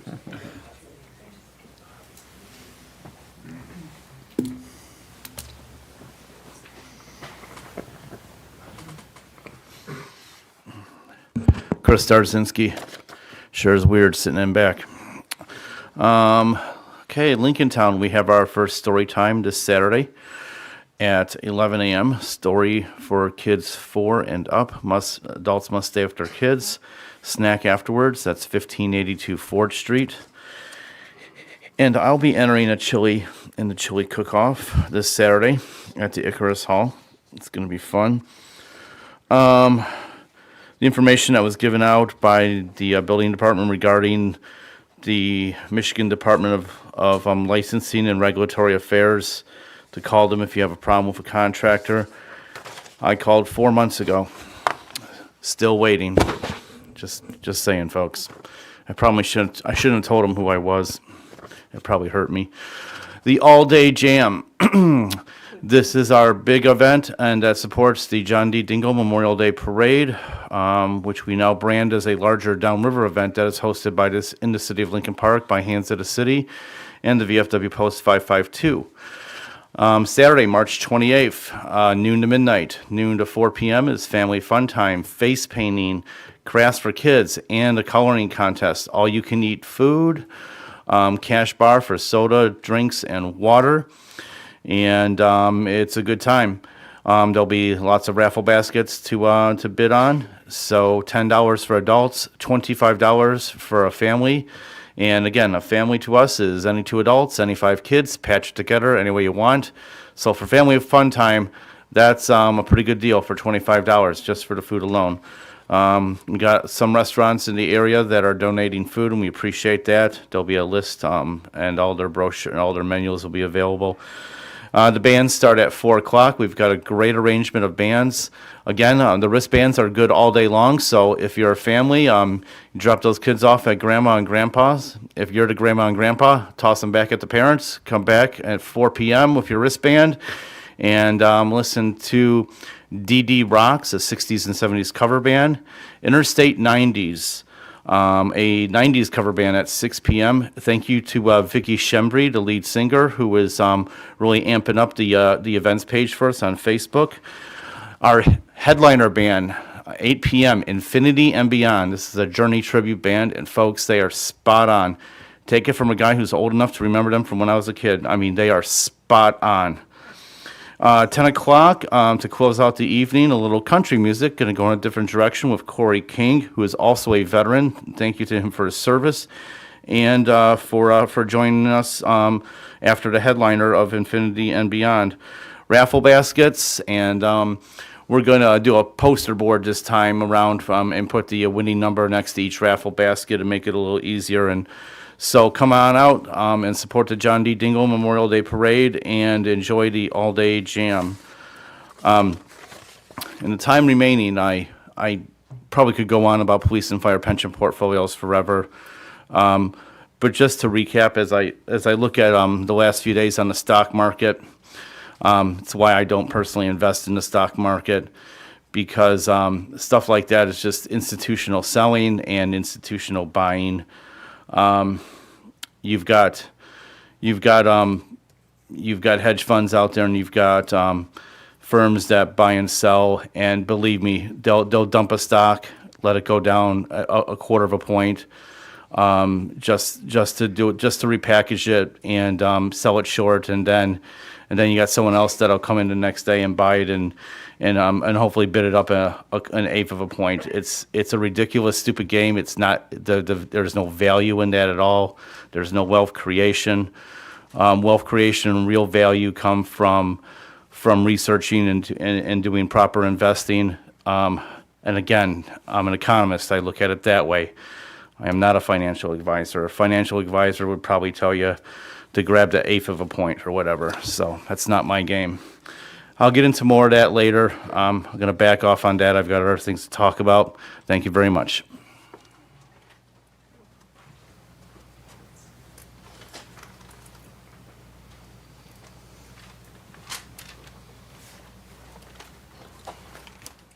Good evening, Sean Stansberry. I want to start off with talking a little bit about the November election coming up. We have federal elections and local elections that we need to be active in. People, get out and vote, run for office if you want to make a difference. You can if you don't get out and do something, you can't make any difference at all sitting at home saying stuff. I see here in Lincoln Park we have a fair amount of people pulling petitions for mayor and council. I feel that's a good thing. Competition always brings out the best in people. I will be looking for a new candidate to support for council. We need fresh ideas, real solutions for problems the city faces. I hope the next turnout is big. I know we don't have good turnout in Lincoln Park. I don't know what the federal turnout is, but hopefully we can change that. Because remember, folks, it's a right to vote. It should be taken advantage of by everybody in this city that's registered. So if you're not registered, get registered and go out and vote. Have your voice heard. Next thing I have through the chair, is there any information or news on the animal shelter? Nothing new. Okay. Because I get a lot of people talking to me, and that's one of the biggest questions that they ask about is what's going on. I know, I can't remember how many meetings ago, but Mr. Zeck talked about it, and there was some, you guys had to go out for bid for some different plans, and then you guys met as a council behind the scenes and talked about it. But I just wanted to know if there was any word on that, so I can. Right now, the financing is the big question. Is it? Okay. I know it's probably going to be expensive. It's never cheap, so. Because we got a big cat problem in the city, and it's out of control. I know that. I'm sure everybody up here knows it. I know it firsthand. And kitten season's here next month, so we're going to have a lot more kittens out there, and got all these feral cats having babies. We need to TNR, we need to catch them and get them fixed or do something down the road, so maybe we can clean that problem up. I hope when we get it up and running, I hope we can get it right and we can get the animal population down to nothing, so that'd be a great thing, because no one wants to see animals outside, you know, they're not eating properly, their health is not good, so I know all the animals up here don't like to see that, I don't either, so.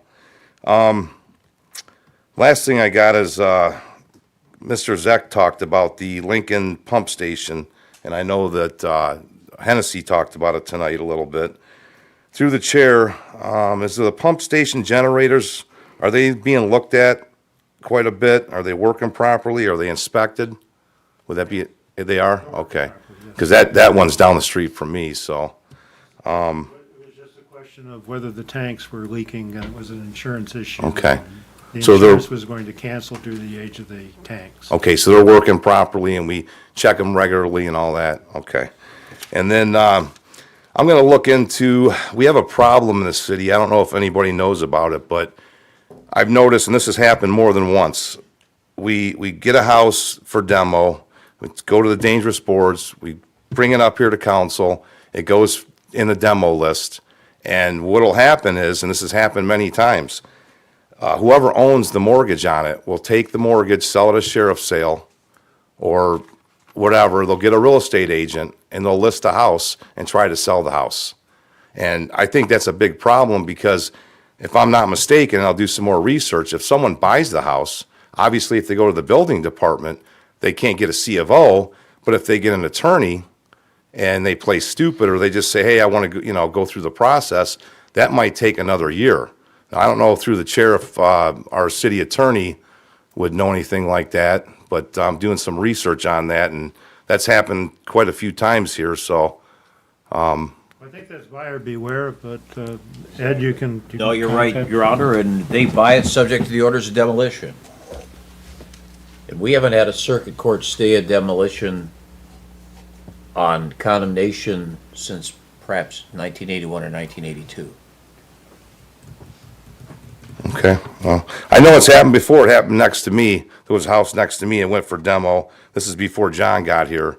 And they had a real estate company, and they said, if we sell it, the person that buys it obviously is not going to be able to do anything with it. But if they get an attorney, I'm just wondering, could they drag that out another year? Try to, going back and forth with the city. That's where I'm going with that. So anyways, I'm going to do some more research on it, and I'll come back and talk about it another time. Thanks.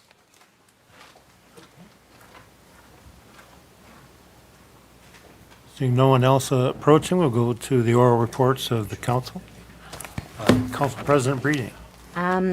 As the mayor has stated before, just a reminder again about the election on Tuesday, March the 10th. Other than voting for, in addition to voting for candidates for the Democratic Party for the president, we also have a renewal for the police and fire millage renewal. It's nothing new. You're already paying it. They're renewing it again for an additional 3 years. So I just wanted to point that out, that this is not a new millage. It's not going to cost you anymore. It's just a continuation of what we're already being taxed for. And then I know that the budget, you've been working on the budget, and it's probably a little bit too late to bring all these things up, but there are some major problems at the Kennedy Memorial Building. The shell, it's leaking around the shell, which is causing damage to the roof. The basement was waterproofed in 2013. It's leaking again, but it only had a 2-year guarantee on this. And so there is water in the basement again, so they're not able to rent the rooms in the basement for the dance classes for the small children.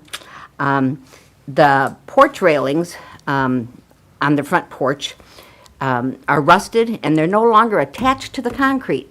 And so those need to be removed, replaced, whatever, but it's going to cause someone to grab hold of it and slip and fall. And then the Community Improvement Commission, they are lacking 3 members, and there is one of the members that is on the commission, but that person's only attended 1 meeting since that person was appointed, and has not attended any of their other meetings. So they have been trying desperately to set up another meeting so that they could go over the proposed budget, the new budget. And they've had special meetings scheduled, and because they cannot get a quorum. So if there's anyone who would like to serve on the Community Improvement Commission, please apply here at the city. We need some more members so that they can have a quorum and take care of business. And I think that's all my complaint. Thank you. Councilman Salcido. Yes, just briefly, first, it was nice to see the fire and police out here today in force, well deserving of them. And Cliff Eberts, I share your sentiments on possibly paying them correct. Whenever I hear a siren go off in the city, and it didn't happen until I became council, I always wish it's a good outcome for everybody involved. But anyway, Mr. Krizan, is that how you say it? Krizan, welcome once again. And my only homework for you, maybe when we see you again, is if you can get us an update on Emmons Mall and the Sears Mall. Maybe you can make some phone calls and report on that. I get a lot of questions on that, and I really don't know what to tell people at this point. So that's all I have, Your Honor. Thank you, sir. Councilwoman Ross. Thank you, Your Honor. Mr. Krizan, I'm so glad that you were here tonight. It was a nice surprise. I wasn't expecting you to be here. I thought we were just voting on the contract, but very nice to have you. Your Honor, thank you, and I want to thank the police chief and the fire chief for having our awardees here tonight.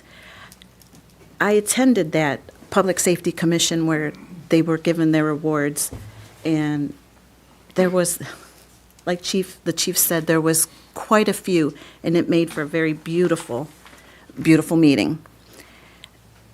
So I just want to remind you that those meetings are public. You are more than welcome at those meetings. They are the third Thursday of the month at 4 p.m. You are more than welcome. And then I know we've talked about the election on the 10th, so I just want to remind you that you can look at that sample ballot on our website. I know our website is not very easy to maneuver, but if you go to the city clerks, under departments and hit city clerk, then you would, on the left-hand side, go down to elections, and when your cursor is on elections, current election will light up. So click that, and then scroll down to the bottom till you see the bullet for March 10th sample ballot. Please take a look at that. If you haven't already, because I know that there are samples here downstairs taped to the walls, so make sure you come out and vote if you haven't already. Thank you. Councilman Higgins. Thank you, Your Honor. Mr. Jasinski already talked about our all-day jam coming up. The all-day jam is what pays for the Memorial Day Parade. So I'm going to again encourage everybody to show up, and I'm going to announce tonight something that he doesn't even know yet. The Channel Cats will be performing at the all-day jam as well. A very good band has joined up and donating their time. All the bands are donating their time because they feel the Memorial Day Parade is something that is a necessary thing that we remember our veterans. I'd like to invite everybody. Friday night is the alumni swim meet at the high school. If you have ever been involved in swimming at any time, the meet will be at 5. Doors will open at 5. The meet will start at 6. You don't have to worry too much about being in shape. These are all fun events, and come out, have a good time. And all that money will go to support Lincoln Park Swimming. That's all I have for tonight, Your Honor. Thank you. You mentioned Lincoln Park Swimming. I just heard a question from the audience on that. But, Councilman Kelsey. Oh, thank you. Like I say, the community service doesn't have to be running for election. We have a lot of people that are lacking on commissions. I mean, if you want to get involved in the city, you sure as heck don't got to run for office. There's a lot of opportunities to get involved. So I would say to anybody that's out there, sign up. There's a lot of commissions you can spend some time on. I think Councilwoman Pro Tem Donna Brittany talked about the issue with the Community Improvement Commission. A lot of these commissions do a lot of serious work and very important work for the city. These are not where you get together, have a cup of coffee, and talk about how your kids are doing, and you go home. That doesn't work that way. If you do your job, you spend a lot of hard hours looking and seeing documents and then voting on stuff that affects your neighbor, your community, everything. I think that's one of the things that is missing. I see a lot of people talk about this and talk about that. I don't see anybody going on commissions. I mean, maybe I'm missing something, but we got 38,000 residents and they're not all busy every day. Just my point on community service, that, you know, you can do that without any kind of problem. The other thing is that we've been lacking a DDA director for quite a long time, and we've been lacking a DDA worker for a long time. We don't have, but the DDA has a nice box truck sitting down at the thing, just gathering dust. So I don't know if this council would be open to writing a letter to the DDA, just encouraging them to kind of move forward, because a lot of stuff we do in the city is tied up with the DDA. It's downtown, first of all, that's what it is. So I would encourage the council to either come to some of the meetings or talk to some of the DDA members to ask them to see if they can't use some help. Maybe we can help, but we need to get moving. We need a DDA full-time director. We need a worker that can get down the DDA area and do the stuff so it looks nice. I know the DDA was working on it. I was in the audience with Councilwoman Ross and that, but it just seems we need to put this on the burner a little bit and get going, because it's becoming timely. You know, we're going more and more, and we do stuff that interacts with the DDA. I mean, it's just my 2 cents. I think the council would be very in its right to, we don't control them, but to say, hey, you know, if there's anything we can do, we just need to move forward with this. I mean, maybe we need to do some names for them. I don't know, but something to help them out, because it just seems like we're trying to get things done, and we haven't quite got there. We have a new city manager, which is going to be overwhelmed, I'm sure, when he comes to work. The other comment I have is the fact that some of these functions that we go to are not, for cost and a variety of reasons, they're not taped. And like Councilwoman Ross said, we were at the Police and Fire Commission, where the Police and Fire Commission, where the firemen and the policemen were with their families, which you missed. The whole place was packed with their families, with their co-workers and all that. And these people do a very good job, and they deserve the recognition. I'm glad that the mayor invited them to the council, which is recorded and which is given to the city. But we also have a lot of other people that do work every day. We have the DPS workers, we have the clerks, we have the people that work in finance that do it. You know, this is how this. I've said this before, and I'll say it again. This city runs on everybody working together. Everybody's got an important job. If we don't have somebody in payroll, for example, nobody gets paid. Plain and simple. I mean, if somebody doesn't plow the streets, that cop car is not going down there. Neither is that fire truck. Same thing with recording the assessor, which I will say has found a lot of properties, which is amazing, has never got this on the rolls. And that's kind of funny to me, but we'll leave that when he gives his report. But I will say that there's a lot of property that in this city somehow for 30 or 40 years never got on the rolls. And I don't understand that, but he'll explain that when he comes to the council. So you'd be surprised. There should be some new money coming into the treasury there for things. And I'll leave with the fact that next Tuesday is election, and I have worked in the past as election worker, okay? Pay's not too bad, but it's not a glamorous job. But, you know, again, if you want to participate in your community, you don't have to wait for an opportunity. It's there waiting for you. You just got to woman up or man up and say, hey, I'm here to do it. They were talking in some other communities where, and I'm sure we have the same problem, they have people that have done it for years and they can't do it now for a variety of reasons or whatever. So you need new people coming in, because talk about the democratic process. If you don't have somebody doing the ballots, it don't make any difference who runs. Thank you very much. I appreciate it. Thank you, Your Honor. All righty, sir. Councilman Parkinson. I just want to echo the same thing to about Councilman Kelsey. We've mentioned before about commissions. We have various commissions. Do we have a list of the vacant positions on the website? I don't know if it's per se a list of the open positions, but I do have a list of which commissions have vacancies. I think it was on the site. Is it posted Yeah, I as thought it was. vacancies? I mean, she can put it, Ashley can put Sure. it on.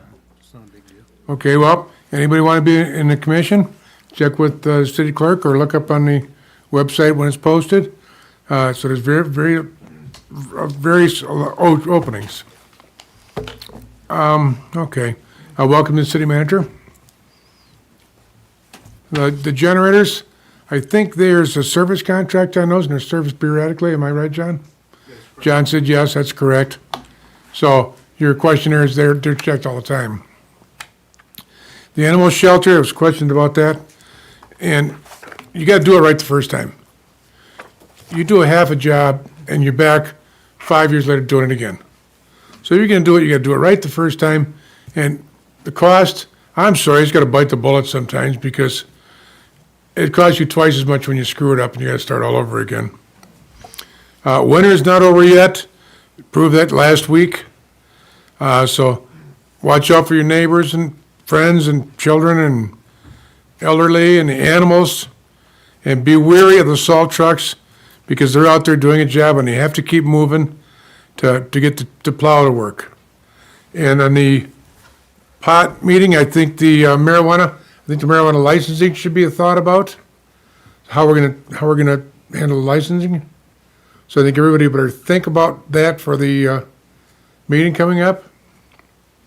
Is it gonna be a lotto or you gonna let somebody buy them or what? You know, we gotta think about that.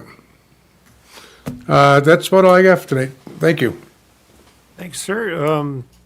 For the DDA EDC director, that's position's been on our website now for at least 2 weeks, 3 weeks. I think it has an opening of maybe one more week, at which point then they'll be making the decision on that shortly.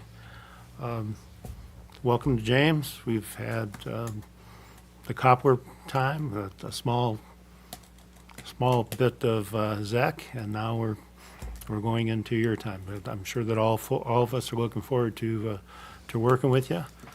I know you're looking forward to the shorter commute. Anyway.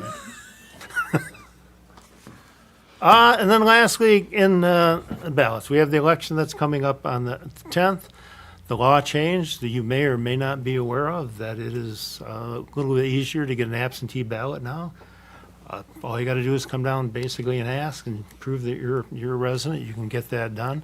So if you don't want to wait for the 10th and you want to vote ahead and get the process going, we're going to have some important elections coming up during the course. Well, they're all important, folks. I didn't want to say that was, but you're going to be determining the leadership of your council, the mayor's position. You're going to be state senators, state representatives, the president, council people, so, congresswoman and such, or congressperson, I should say.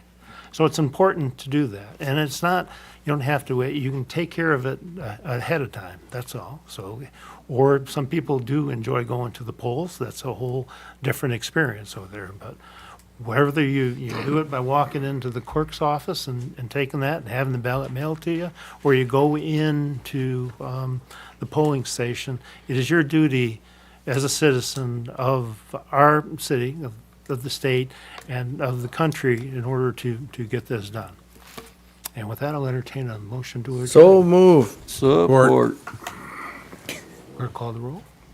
Councilperson Salcido? Yes. Higgins? Yes. Breeding? Yes. Kelsey? Yes. Parkinson? Yes. Ross? Yes. And Mayor Carnes.